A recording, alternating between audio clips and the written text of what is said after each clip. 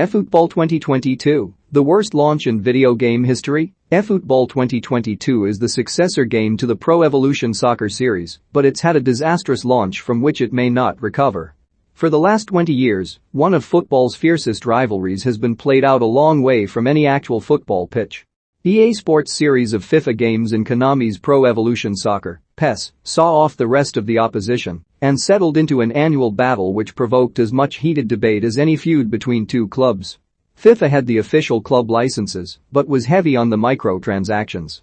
PES was the plucky underdog, with teams and players given assumed monikers but with its acolytes arguing that it provided a truer football experience. Now that fight has shifted, and the underdog may have been irretrievably vanquished, but the big surprise is that the wounds have been entirely self-inflicted. In the summer, Konami announced that the PES series was coming to an end, to be replaced by a new series called Efootball. The big difference was that Efootball would be free to play, meaning that the basic game could be downloaded and played in a limited form, with the rest unlockable in exchange for money. It's a route that many publishers have gone down in recent years, with hugely successful titles like Rocket League and Pinball Arcade following this path, but for PES it was to disturb a finely tuned equilibrium. Could they make it work? When the game was first released at the start of October, the answer didn't take very long to reveal itself. It was about the most resounding no that you could imagine. Efootball 2022 was released in a frankly broken state and the reviews were scathing. Metro called it a shameful launch of a barely playable, graphically embarrassing game that shames the memory of PES and may have killed the new franchise before it's even begun. Games Radar said that this glorified demo patently wasn't fit to be released. So how broken, exactly, was it? Here's a list of some of its shortcomings, and that's just the gameplay.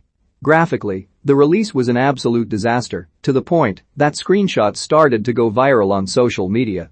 Diaresis 1/2 new, Lionel Messi and Cristiano Ronaldo's face scans in Efootball 2022 pic.twitter.com HCVQVRBQ1 Football for All, at Football September 30, 2021 Try not to laugh videos featuring the game started to appear on YouTube. The crowd graphics weren't any better.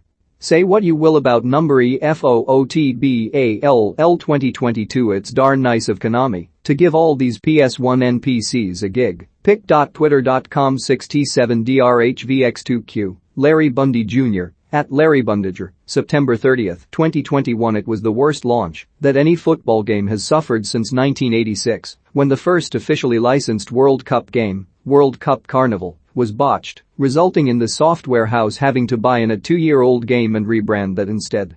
Releasing broken games has become a bane of the gaming world since it became possible for developers to provide patches after release, but Konami seemed to have taken it to a whole new level this time. With the release of the game itself came, of course, an accompanying downloadable content, DLC, pack at a cost of £31, but half of the content promised related to features that would not be available until November. Worse still, when the end of October came around, it was confirmed that the November updates would not now be available until the following spring. Apologies were issued, and refunds were offered to those who'd spent money on something they wouldn't be able to use. Rather than adding new features to the game, this update would now fix what was already broken within it. But how does Efootball 2022 play now? Well, reader, I downloaded it and gave it a go, and the answer is, not great. Most of the worst abominations of the first release of the game have been smoothed over to some extent, but there's still so much wrong with it that it's difficult to know where to start. The graphics are still bad.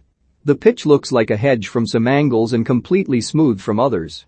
The goal nets look like the sort of material that you'd half expect to find wrapped round an unfortunate swan's neck, and a cutaway after the game in which a player is interviewed shows them always wearing an identical suit. It doesn't sound much more polished either. Peter Drury and Jim Beglin are on commentary duty, but their voices are ham-fistedly included, and it sounds very much as though some of the players' names weren't recorded by Drury himself. It doesn't sound much better than the famously terrible commentary from International Superstar Soccer, one of the progenitors of PES, and that game was released almost a quarter of a century ago. And the gameplay is no better. When jogging, players screech to an immediate stop as soon as you lift your finger from the directional button, but when sprinting they sail past for several seconds before coming to a halt. And the artificial intelligence, AI, is a disaster. At one stage in a match, my goalkeeper rolled the ball out to one of the central defenders on the edge of the penalty area with about 10 minutes to play. As an experiment, I left him standing with the ball, and there he stayed, right the way through stoppage time to the final whistle, free from any challenge from opposing players.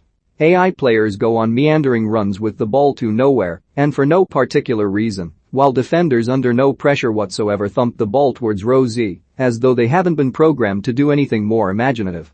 Konami have a lengthy history of making atrocious decisions, so perhaps it's not surprising that they should have taken a series of wrong turns that has trashed this franchise. EA, the producers of the FIFA series, have come in for considerable criticism for their pivot towards microtransactions in recent years, but even they have never self-sabotaged to this extent. And there is something slightly sad about PES being reduced to Efootball 2022. It was a series that was beloved among those who played it, but it's difficult to see how it can recover from this launch. In football, most rivalries are perpetual, but the battle between FIFA and PES might just have run its course.